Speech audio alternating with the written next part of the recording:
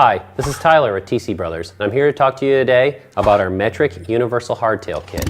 If you're looking to build a vintage Japanese chopper, you're going to find that some models aren't the best supported as far as weld-on hardtails are concerned. If that's the case with you and you can't find a weld-on hardtail for your bike, I highly recommend using the TC Brothers do-it-yourself universal weld-on hardtail kit. It comes with all the materials you need to build a one-off hardtail to fit your specific bike and do it the right way.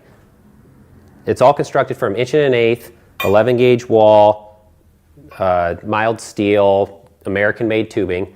Every single piece of this is made in America. These are CNC mandrel bent for precision, and the lengths are left very long to allow you to do quite a bit of stretch on most models. Also includes solid steel mounting slugs that fit tightly in the inner diameter of the tubing to allow you to make a safe, effective joint attachment to your stock frame.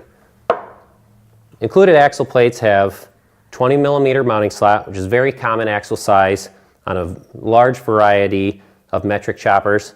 So verify what your stock wheel has before purchasing this kit. Like I said, it has everything you need: cross members, slugs, axle plates, all the frame rails you need.